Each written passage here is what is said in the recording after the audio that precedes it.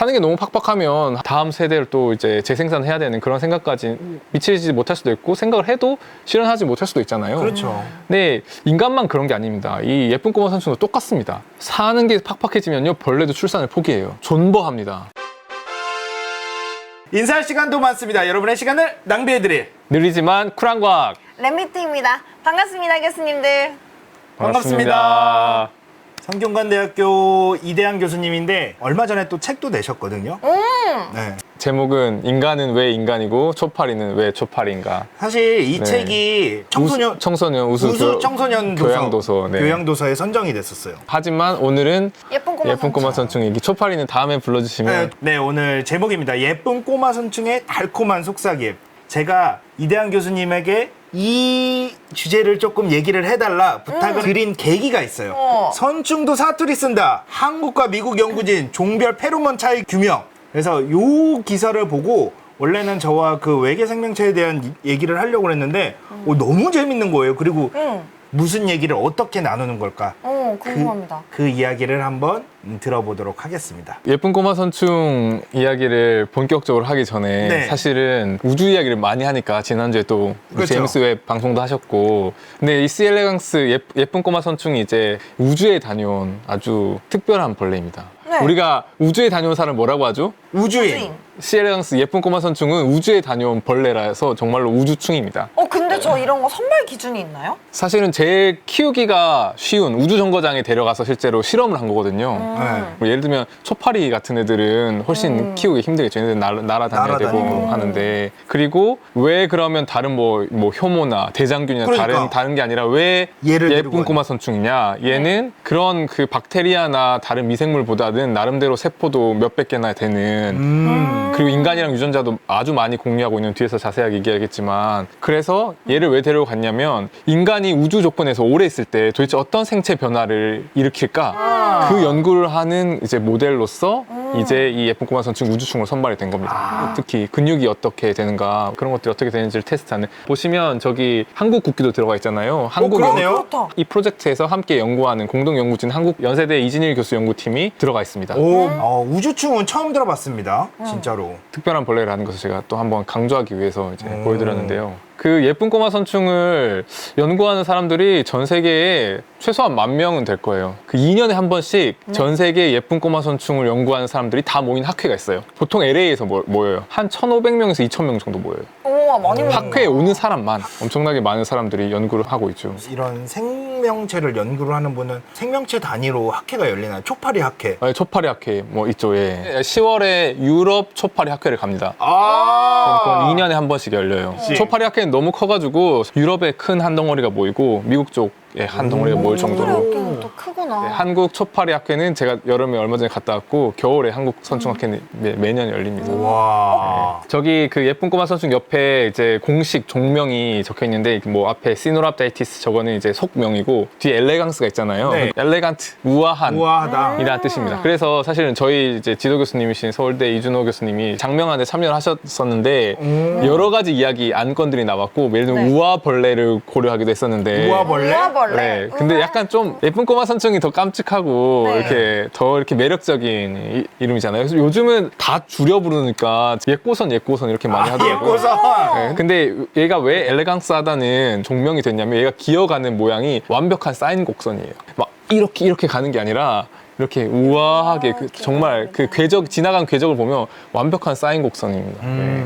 그래서 왜 그러면 수많은 사람들이 학회에 막 2,000명 가까이 그러니까요. 모일 정도로 이걸 연구하냐? 얘가 되게 연구하기에 장점이 많습니다. 일단 작아요. 크기가 다 크면 한 1mm 정도 돼요. 작다는 게 왜냐면 그 세 번째 많다라는 걸 연관이 되어 있는데 아주 많은 숫자의 벌레를 쉽게 키울 수가 있어요. 그리고 빨리 자라요. 뒤에서 자세하게 얘기하겠지만 알에서 태어나서 다 커서 다시 알을 낳을 때까지 3일이면 돼요. 그러니까 한 세대가 3일인 거예요. 그리고 투명해요. 얘가 보이는 것처럼 지금 저기 안에 내장이 다 보이는 거예요. 그리고 얘를 되게 키우기가 쉬워요. 쉽고 싸요. 쥐를 연구하시는 사람들이나 아니면 사람의 어떤 세포나 조직을 연구하시는 사람들은 걔를 키우고 유지하는 데만 돈이 막 몇천만 원씩 들거든요. 네. 얘는 거기에 비해서 훨씬 더 싸게 실험을 할 수 있습니다. 그리고 결정적으로 비슷해요. 누구랑 비슷하냐면 우리 인간이랑 되게 비슷해요. 아 진짜로? 저게? 다세포 생물 중에서 전체 게놈 프로젝트가 완수된 첫 번째 이제 생물이거든요. 그때 그걸 했을 때 사람들이 깜짝 놀랐던 게 인간이랑 너무 유전자가 비슷해서. 예. 유전자가 비슷하다는 건 도대체 어떤 의미죠? 몇 억 년을 거꾸로 올라가 보면 네. 어떤 조상이 가지고 있던 유전자를 선충이랑 우리랑 나눠서 받은 거예요. 근데 이 예쁜 꼬마 선충이 우주에 나간 우주충일뿐만 아니라 사실은 이 예쁜 꼬마 선충을 연구한 사람들이 노벨상을 이제 많이 탔습니다. 이 예쁜 꼬마 선충의 파운더, 이 연구의 창립자라고 하실 수 있는 분들이 저 세 분들이 대표적인 이제 말하자면 이 파운더들, 그분들이 했던 대표 업적이 세포가 자살하는 현상을 연구해서 이 노벨상을 받았습니다. 그러면은 그 자살을 하고 나서 남은 에너지는 다른 애들이 갖고 가는 그 건가요? 옆에서 이렇게 애들이 터진 세포들을 먹고 그걸 에너지원으로 사용할 수도 있습니다. 네. 신기하다. 그러니까 암 같은 경우에는 이제 죽어야 되는데 이제 죽지 않는 세포들, 암세포에서 그렇게 저 세포 자살이 정상적인 세포에서는 돼야 되는데 안 되는 경우가 많죠. 저기에 처음으로 이제 예쁜 꼬마 선충에서 저 세포 자살을 조절하는 유전자들을 발견했는데 그 유전자들을 인간들도 그대로 갖고 있다는 걸 이제 알게 된 거죠. 그다음에 2006년도 노벨상을 받았는데 이거는 뒤 할 얘기가 많아서 건너뛰고요. 2008년도에 이 노벨상 받은 분 중 가운데 있는 마틴 찰피라고 하는 저기 콜롬비아에 계신 교수님이 노벨상을 이제 받으셨는데 저 밑에 보이는 게 예쁜 꼬마 선충이고요. 예쁜 꼬마 선충에다가 해파리에 있는 형광 단백질을 넣은 거예요. GFP라고 이제 녹색 형광 단백질이라고 하는 저거를 다른 생물의 DNA를 통해서 이식해서 발현한 게 예쁜 꼬마 선충이었어요. 근데 오. 그게 그럼 보존이 계속 되나요? 이렇게? 네, 다음 세대에도. 네. 우와. 네, 왜냐면 DNA가 변형이 됐기 때문에 제가 새끼를 낳으면 또 저렇게 나옵니다. 그럼 완전 뭐 하나의 새로운 종이네요. 그러니까요. 와, 신기하다. 신기하네요. 사실은 제가 저기 그 마틴 찰피 교수님이랑 같이 밥을 먹으려는 일이 있었는데 그분이 우와. 되게 투덜투덜 하시는 게 이분은 원래 그 물리 감각을 그러니까 네. 눌렀을 때 이렇게 우리가 물리적인 감각을 느끼잖아요. 그걸 연구하시는 분이에요. 네. 그래서 그 사진을 다시 보면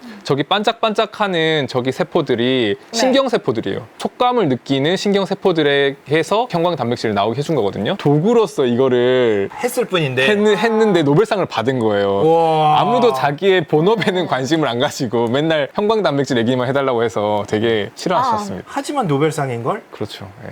제가 이제 제목을 온실 속의 선충이라고 지었는데요. 네. 저희가 연구실에서 예쁜 꼬마 선충 연구하면 네. 보통 현미경으로 매일 이런 광경을 들여다봅니다. 저기 가운데 이렇게 노랗게 계란 노른자처럼 돼 있는 게 대장균이에요. 대장균이 저렇게 커요? 하나하나 균이 아니라 대장균이 엄청나게 많은 거죠. 대장균을 먹어요. 대장균이 밥이에요. 사실 이것도 원래 쟤네들이 자연에서 대장균을 먹는 게 아니라 대장균은 실험실에서 아주 널리 쓰이는 이제 사실 실험 대상이었죠. 근데 이제 대장균을 연구하던 사람들이 이제 예쁜 꼬마 선충을 연구를 하는 경우가 많았거든요.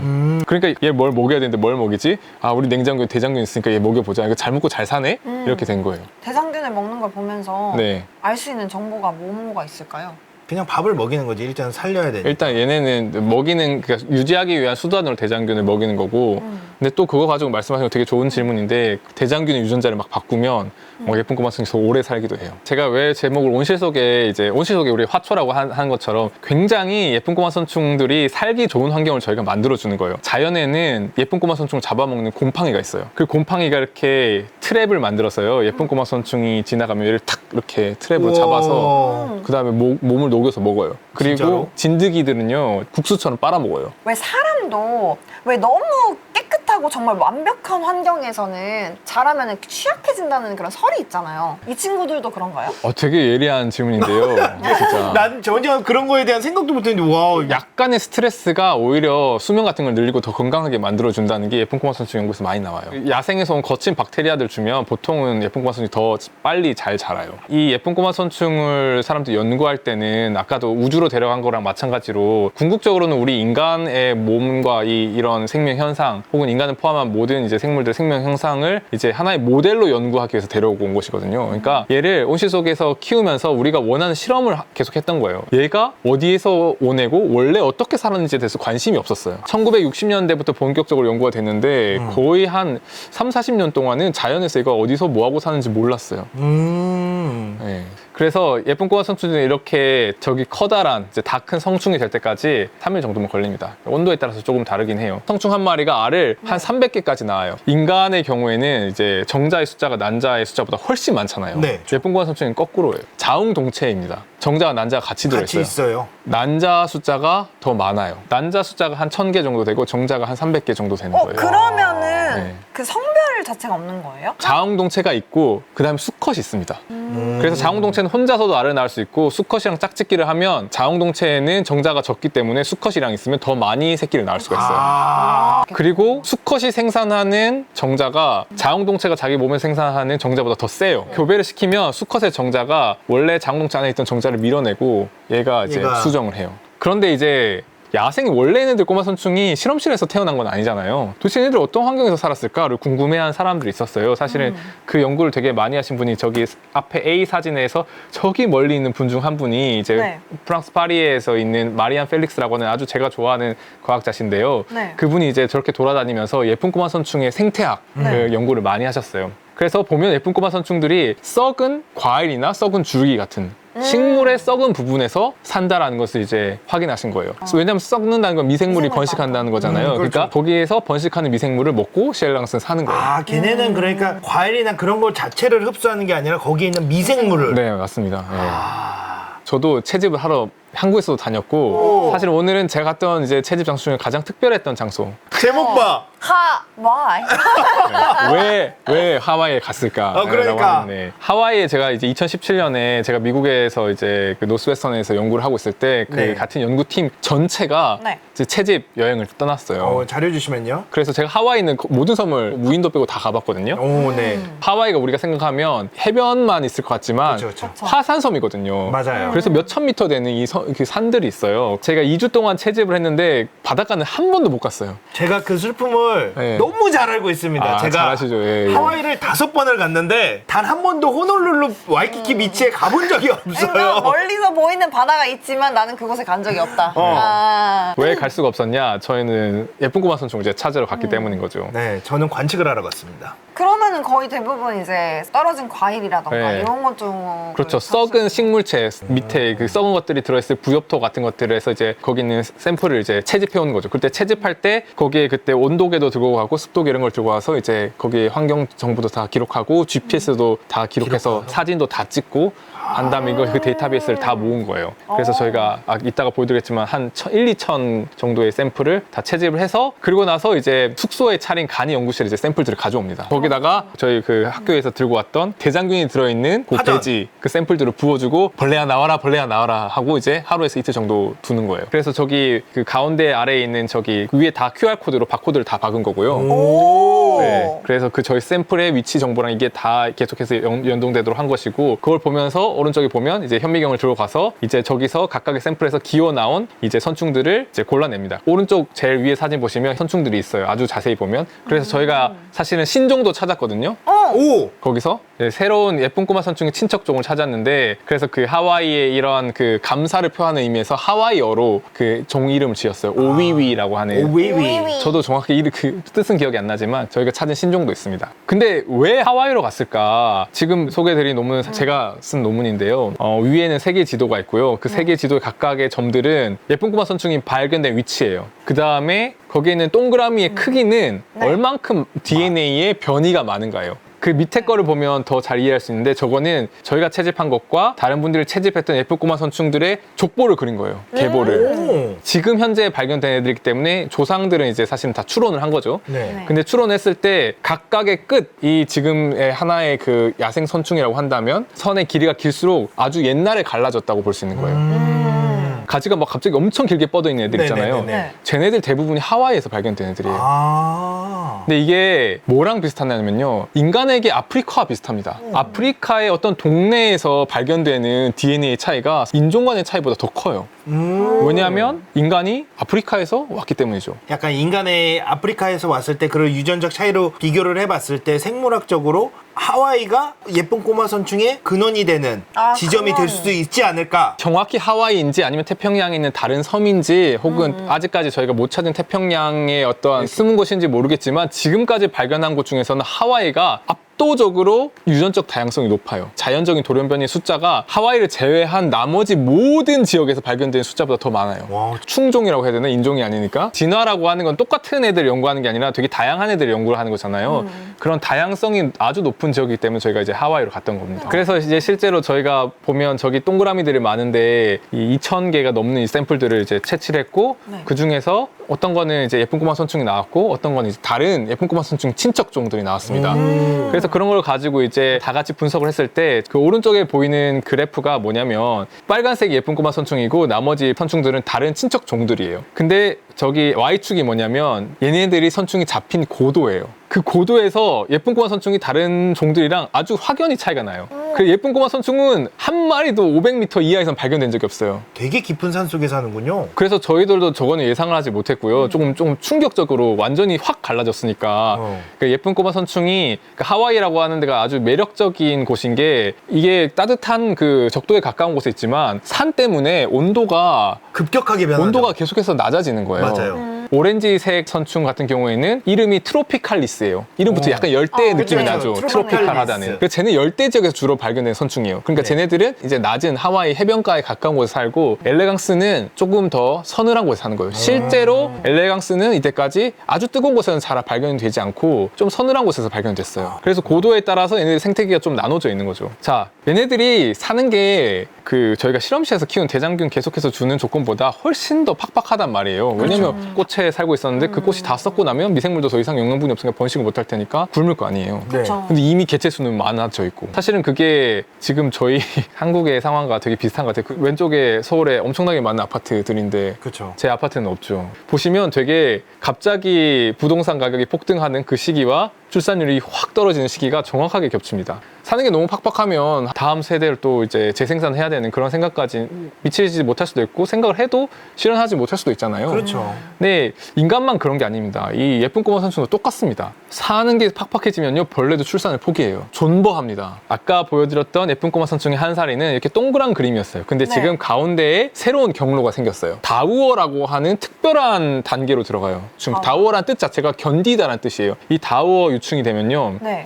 일단은 그 성장을 멈춰요. 동면하는 것처럼 멈추는데요. 얘네들이 오. 엄청 오래 그 상태로 있을 수가 있어요. 그러니까 원래 예쁜 꼬마 선충이 한 달을 사는데요. 네. 얘가 이 동면 단계에 들어가면 한 6달까지도 버텨요. 다우어를 들어가면 네. 그리고 나서 환경이 좋아지면 다시 생식할 수 있는 성장으로 돌아가요. 아, 진짜 그러고 부럽다. 그때 동안 수명이 깎이지 않아요. 우와. 근데 더 놀라운 거는 네. 동면 단계에서 안 먹어요. 아예 여기 입이 이렇게 먹을 때 쓰는 이 구조가 막혀버려요. 수축해서 그냥 밥을 안 먹어요. 그거를 이제 태어나자마자 알에서 깨어나자마자 얘네들이 판단해요. 내가 생식으로 갈 것인가 존버할 것인가. 그리고 얘네가 완전 약간의 아이언맨처럼 아이언웜이라고 불릴 정도로 막 중금속 올려주면 다 죽는데 막 중금속도 버티고 세제 치면 다 녹아야 되는데 세제 쳐도 버티고 막 일단 우리도 저런 게 있었으면 좋겠다. 왜 연구를 하는지 알겠네요. 진짜 신기하네요. 네. 아니 이건 꼭 필요한 것 같아요. 이게 만약에 인간과 비슷해서 뭔가 할 수 있다면 굉장히 매력적이죠. 근데 저기 보면 이제 다오를 제가 사진을 직접 가져왔는데요. 위에 다오고 밑에는 성체입니다. 다오가 까맣죠. 지방을 많이 가지고 있어요. 그래서 견딜 수가 있는 거예요. 다오가 되기 전에 막 에너지를 많이 먹어서 밥을 안 먹고 밥이 어차피 없으니까 네. 저 상태로 몇 달 동안 버티는 거예요. 네. 딱 저렇게 봐도 네. 다우하고 성체가 모습이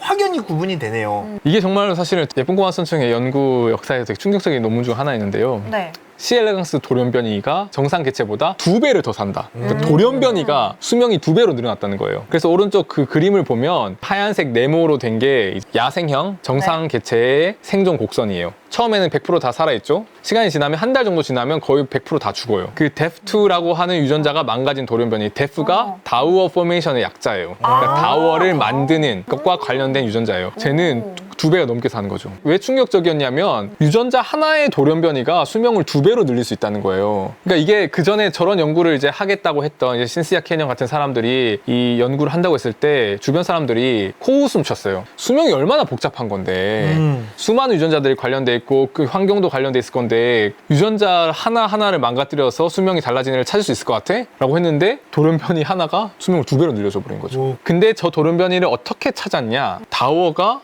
수명이 몇 배로 늘어나는 거잖아요, 사실은. 네, 그렇죠. 그러면 다우어를 만드는 데 관련돼 있는 유전자를 그냥 일반적인 성체에서 똑같이 바꿔주면 다우어처럼 오래 살까? 라고 하는 실험을 했던 거예요. 네. 네. 그래서 챗 GPT한테 제가 확인해 봤어요. 최초의 장수 유전자는 무엇이냐? 라고 치면 데프트라고 얘기해 줍니다. 그럼 인간에게는 없나요? 그렇죠. 궁금하죠. 도대체 네. 데프트는 누굴까? 당연히 과학자들이 누군지 찾아냈겠죠? 네. 찾아내고 또 이 충격을 받았습니다. 인사할 시간도 많습니다. 여러분의 시간을 낭비해드릴 느리지만 쿨한 과학.